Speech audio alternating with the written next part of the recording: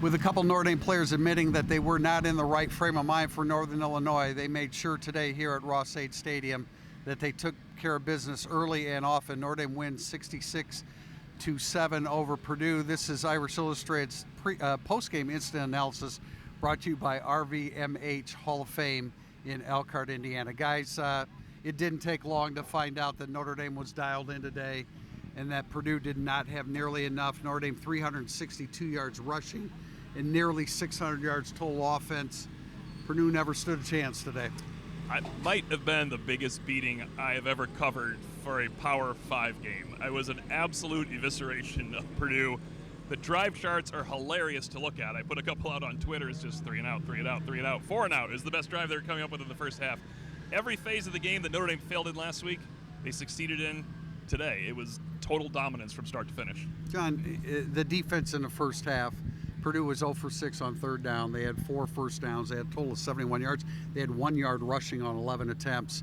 If there was anything that we could go into this game feeling confident about, it was that the Notre Dame defense that we've become accustomed to, was going to reemerge.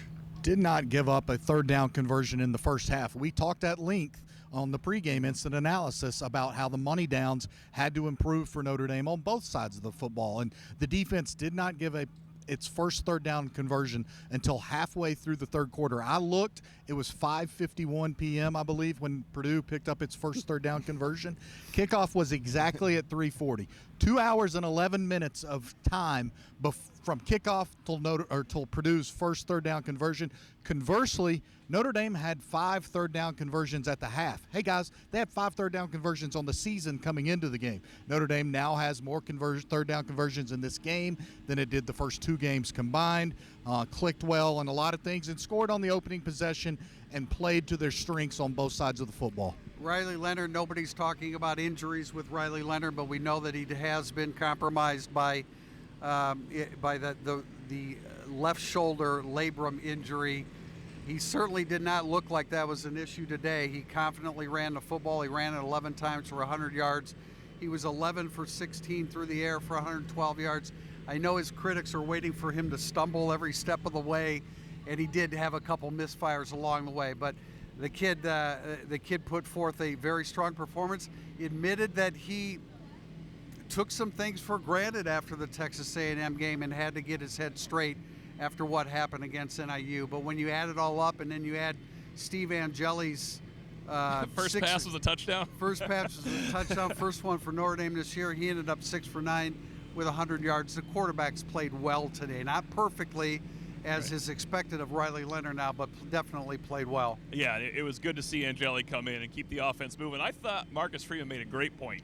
The most important thing for him in this game was that the second half they came out and dominated the second half too, because 42-0 they were losing this game. You don't want to win that game 49-20 either. You want to come out after what happened last week and do this to everyone for 4 quarters. We were down on the field before we got kicked off being down on the field legally. We were talking about, I don't think they should stop running. I think they should go down and try to score again until the final play where you want to kneel down. You have to keep that momentum going. The way they played was phenomenal. You mentioned third down. They had 20 first down snaps for 230 yards. Purdue had 8 in the first half. Purdue had 8 first down snaps. One of them went 32 yards the other way for a touchdown by Boubacar Traore. There's a reason they couldn't convert on third down. They weren't going anywhere on first down. We can't keep harping on this. I cannot believe the difference in the defense, though, because that is exactly how I thought they would play in every game. Yeah. And the offense was going to have some struggles. Well, I think what happened last week, and again, they only gave up 16 points, but we know that totally wasn't, different defense last week. Yeah. No doubt about it. And 14 points first quarter, 28 points the second quarter, and to your point, outscored Purdue 24-7 in the second half. So it was exactly what they needed to do. Jeremiah Love's good, man. Jeremiah Love's really good. He was coming up the sideline, Tim. Our vantage point was we thought he might slip through there with Bo Collins leading the way, and he did. 48-yard touchdown run, 9 carries, 109 yards rushing, and then I mentioned Riley Leonard with his 100 yards, and Jadarian Price needed just one more longer run, double-digit run to get to 100 yards himself. He finished with 8 carries and 86 yards, but the 362 yards rushing, that is exactly what Notre Dame needed. Now we're going to talk about the offensive line, and there's some issues there health-wise, but it sure is nice to be able to turn to a couple backups that combined for 23 starts last year. Well, and they did some things to open up the run game. We saw Jaden Harrison earlier on the little pop pass. We saw them utilize that again later. We saw them doing some more things with Eli Raridan in the passing game where they were motioning him and moving him around. They did a lot of eye candy today that helped open up the running lanes for an offensive line that's still growing. And now we sit and wait and wonder how much it's going to have to grow with yet a different iteration moving forward because of injuries to both Ashton Craig and Billy Schrouth, both those guys leaving in the first half, not returning. Schrouth on the sideline after during the game with some crutches under his arm and his shoulder pads off. Ashton Craig maybe didn't look as bad, but he didn't return in the game.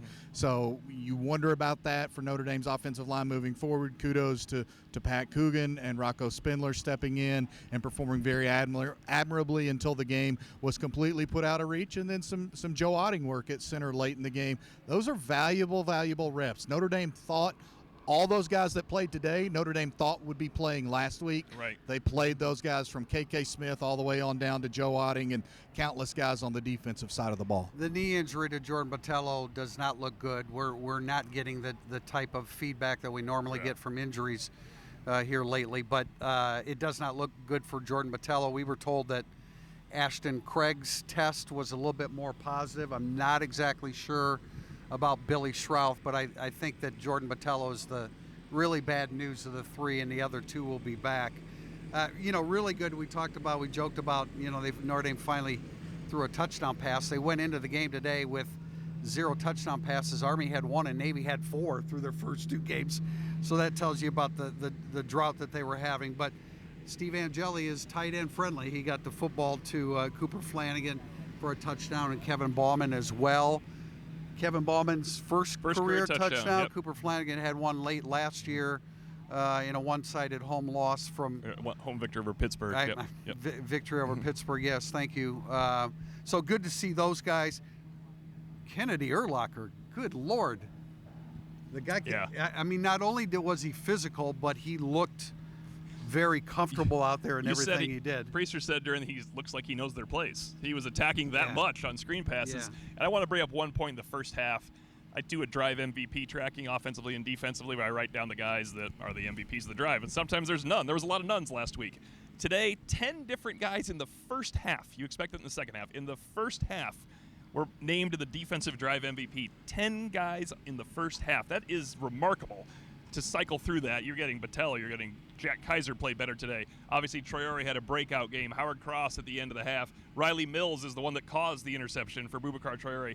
They needed that. They needed a total reset. And, the second half's going to have more than 10 because, of course, they were cycling through their players. But that's the point. There wasn't much of a drop-off. You expect the one pass play. Player gets lost, gained about 40 yards down the field, but that's going to happen when you're cycling guys in. It was just a great overall effort for 60 minutes. Obviously, Boubacar Traore enters the starting lineup now, and he was credited with a sack. Jason Onye, he needed a big game. He had a sack and a half, and then KVA had the half sack. And the interception by Vili Amoasa, I don't think he knew the guy was on his heels. If he could just have picked up a heel, he would have gotten in the end zone with a touchdown. But Notre Dame 66-7 victory. We were talking to him about, in my lifetime, I've never seen Notre Dame score 70 points. I'm sure. Did you see anything on that? I've got a quick note because I'm glad you brought that up. I've researched all the way back to 1980.